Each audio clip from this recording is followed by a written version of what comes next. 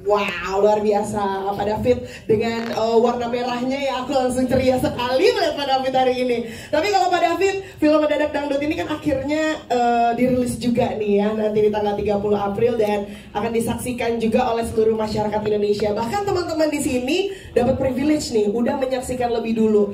Tadi aku udah dengar banget ketawa-ketawanya teman-teman di sini, momen harunya di akhir-akhir filmnya. Nah, kalau dari Pak David sendiri gimana nih rasa excitement yang dirasakan di dalam diri Pak David? Boleh di-share dong ke kita semua di sini? Ini walaupun saya udah cukup lama di industri, tapi ini film layar lebar pertama saya. Jadi deg-degan sekali. Lagi mikir apalagi yang belum dikerjain ya ini. Apalagi yang kurang gitu, siapa yang belum diundang atau belum dibales. Tapi terlebih dari itu saya juga bersama-sama dengan Cinemark yang sudah 12 tahun tidak menghadirkan film layar lebar. Jadi ini film layar lebar kita kembali, film pertama kita kembali ke layar lebar, dan semoga kedepannya Cinemark juga bisa menyajikan film-film yang menarik, yang bisa menghibur dan membawa industri perfilman Indonesia jadi lebih baik lagi juga ke depannya. Amin, amin, amin, amin. Tapi ketawa lagi, dan aku dengar ketawanya benar-benar kita terbahak-bahak dan lepas banget ya. Karena kayak bercandaannya Keanu itu kayak bercandaan setiap hari kita sebenarnya di rumah ya. Oke, tapi apa sih yang membuat Pak Indra sendiri begitu yakin nih dengan konsep dan juga cerita yang dihadirkan di film Mendadak Dangdut ini? Bahkan sebelumnya kan bentuknya masih ide, konsep, belum tahu nih kalau penyampaiannya ataupun acting dari teman-teman juga bisa menyampaikan pesan yang luar biasa seperti yang baru saja kita saksikan. Pertama-tama terima kasih teman-teman wartawan, media yang sudah hadir hari ini ya, meskipun di luar hujan, mudah-mudahan ini jadi berkah buat kita semua. Nah, tadi saya sempat di samping dengerin reaksinya dan senang ya karena teman-teman tertawa gitu ya. Nah, memang pada awal kita ketemu, jadi saya sama Monty waktu itu lagi berpikir kita bikin film apa lagi ya. Jadi mungkin saya mau flashback sedikit teman-teman. Sebenarnya saya sama Monty bukan baru di industri film. Saya 20 tahun yang lalu pernah bikin film bareng Monty ya, dan yang sekarang adalah film 24 tahun ya. Ya ampun, aku belum lahir. Mungkin teman-teman media juga ada yang pernah mengikuti kita juga ya waktu itu ya. Saya lihat ada beberapa nama di sini. Nah, waktu itu ketemu, Mon, kita balik lagi yuk bikin film gitu. Nah, film apa yang akan jadi perdananya kita bikin gitu. Dan akhirnya kita putuskan adalah Mendadak Dangdut. Kenapa Mendadak Dangdut? Karena ada beberapa hal. Yang pertama, kalau teman-teman tadi nonton, mungkin ada yang relate juga ya sama story tentang ayah dan anak. Kebetulan saya punya anak cewek juga yang umurnya mirip-mirip gitu ya. Dan saya ngerasa bahwa masalah film tentang keluarga, film tentang ayah, hubungan ayah dan anak perempuannya itu sesuatu yang menarik, yang bisa kita eksplor. Kedua, mungkin juga banyak di antara kita yang sebenarnya suka dangdut tapi yang mengakui suka dangdut gitu. Nah, jadi kita pikir bahwa ini soal benturan budaya, soal sebenarnya kita suka dangdut tapi kita nggak mengakui dangdut. Itu juga ramuan yang sangat menarik. Dan saya yakin Monty adalah salah satu orang yang jago meramu komedi. Makanya nggak heran tadi teman-teman ketawa ya, karena dari baca naskahnya aja udah ketawa gitu.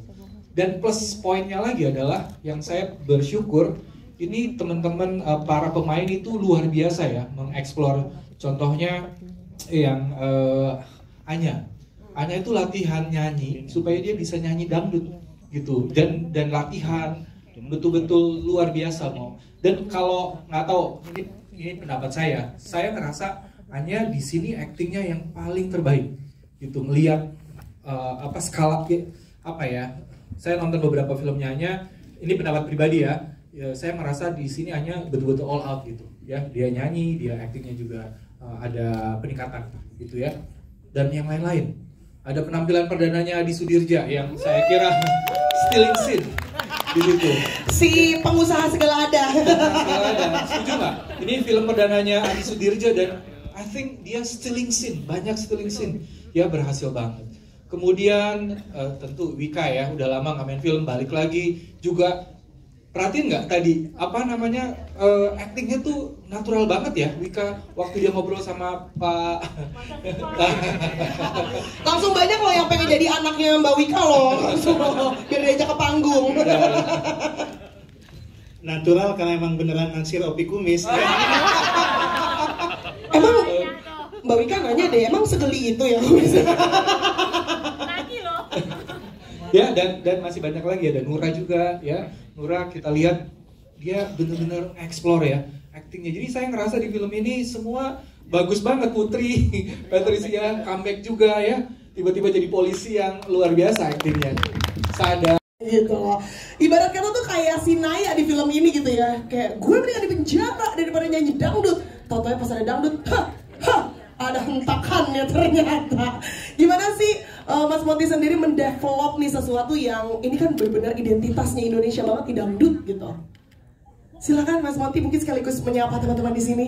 Halo semuanya, terima kasih udah menyempatkan untuk hadir. Bener-bener senang banget kita semua bisa ada di sini, teman-teman juga. Buat yang mungkin usianya udah agak-agak tua kayak saya, perkenalkan dulu nih ada Gene Simmons dari Kiss. Ya, kalau ada yang tahu band Kiss ya, ini ada Gene Simmons. Nggak tahu, tua banget bercandanya. Oke, thank you semuanya ya untuk bagaimana tadi meramu dangdut ini ya untuk menjadi tontonan di sebuah film ya. Apa tadi sebagai iya maksudnya developnya pasti sulit banget nih karena kan musik dangdut sendiri udah identitas banget nih ya. Gitu. Ya pasti nggak sulit kalau buat kita yang benar-benar memang tumbuh kembang sama dangdut ya. Saya kan anak 90-an, kita boleh dibilang kita ini generasi analog.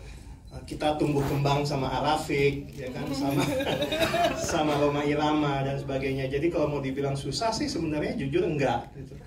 Karena ya kita sampai jadi remaja pun, sampai SMA pun kita sebenarnya masih dengerin dangdut. Nah, tantangannya sebetulnya adalah bagaimana bisa membuat dangdut relevan di segmen kota besar. Karena sebetulnya waktu tahun 2006 pun itu salah satu tantangan yang paling kita rasakan ya. Kalau teman-teman yang masih ingat di tahun 2006 itu sebetulnya dikotomi antara musik dangdut itu sebagai musik non kota besar sama musik kota besar itu masih kental sekali, nggak kayak sekarang. Jadi itu tantangan itu kita bisa jawab alhamdulillah dengan film sebelumnya gitu. Maka Pernah meranin peran antagonis, peran jahat. Tapi kamu emang muka kamu baik banget sih Mas. Aduh makasih. Maaf, gak bersuami. Jadi ini pertama kali dikasih kesempatan untuk meranin karakter Thomas ini yang sebenarnya agak tricky nih. Jadi waktu pertama kali aku coba baca mendalami ke karakter Thomas ini, aku melihatnya sebenarnya nggak jahat, cuman punya perspektif yang agak berbeda aja dengan orang pada umumnya gitu. Jadi lebih ke psychologicalnya aja yang berbeda gitu. Jadi kalau misalnya aku ngebayanginnya gini ya, kalau misalnya teman-teman semua ketemu orang yang seperti Thomas dan tanpa mengenali Thomas secara dalam gitu ya, secara dekat, itu ngeliatnya ya kayak orang biasa aja. Jadi kompol di sini membawahi AKBP. Ya itu polisi lah pokoknya. Ya pokoknya Polela lah ya intinya. Polisi. Nah, itu ada pendalaman sendiri nggak sih Kak? Karena kan Kakak tuh dapat banget tadi wibawanya sampai dijemput aja, aku kayak enak aja dijemput bos gue gitu, ya kan? Nggak, masalahnya gini, kita tuh belum nonton, jadi kayaknya deg-degan gitu, pengen tahu kayak apa sih gitu ya. Oh alhamdulillah, dapat ya, dapat polisi. Dapat repeat order neng, tenang. Karena dari tadi gue deg-degan, sumpah demi Tuhan yang ada, aduh nih kayak apa, pada suka apa enggak, cocok apa enggak, dapat apa enggak gitu. Cocok kan teman-teman? Cocok. Terima kasih. Jadi gimana, ada pendalaman karakter tersendiri nggak biar wibawanya tuh dapat banget loh tadi? Gini, ini sebelumnya sih pasti mau terima kasih kepada Monty, Pak Monty, Pak Indra, dan juga Pak David. Karena di judul inilah aku tuh bisa keluar dari kotak gitu kan, bisa memerankan sesuatu yang berbeda daripada sebelumnya gitu. Jadi kalau misalnya kembali ditanya gimana sih cara untuk pendalaman sebagai seorang polisi, nah ini tuh saya beruntung ya karena di kompleks perumahan itu banyak yang tinggal polisi. Gitu. Jadi risetnya dari tetangga pas lagi nyiram ya. Iya ember gitu kan. Jadi kalau misalnya depan rumah misalnya pas lagi lari pagi gitu kan. Pagi Pak, pagi. Gitu. Jadi gini caranya. Jadi cukup tegas gitu kan jawabnya. Jadi ya lumayan sih risetnya, nggak perlu harus jauh-jauh, cukup sekeliling. Pagi-pagi bangun pagi mereka lari, nah gue tontonin aja udah mereka tinggal bilang selamat pagi Pak, sore Pak gitu. Jadi ya gitu. Palingan cuman kemarin yang mesti harus agak usaha adalah kan tadi kelihatannya kalau ngambil pistol pakai holsternya itu kan ya, dan kebetulan kakak saya itu punya bisnis memang bikin holster gitu, cuman holsternya tuh berbeda dengan yang dipakai waktu kita syuting. Jadi yang untuk syuting kan untuk demi keamanan ya, jadi mereka tuh ada kayak kunci khusus. Nah itu saya nggak biasa gitu, jadi sepanjang waktu lagi syuting saya pakai tuh equipment belt, terus saya kayak gimana caranya pokoknya supaya cepat gitu, karena kan kalau misalnya saya bisa satu kali dan itu langsung dapat kan lebih bagus untuk kita semua gitu kan. Jadi waktu lagi di lokasi terus tuh kayak cekak gitu, jadi kayak usaha gitu. Jadi ya di situ sih untuk yang belajar lumayan tantangan gitu. Karena kalau holster yang kakak bikin cepet aja gitu keluarnya. Wih. Gitu.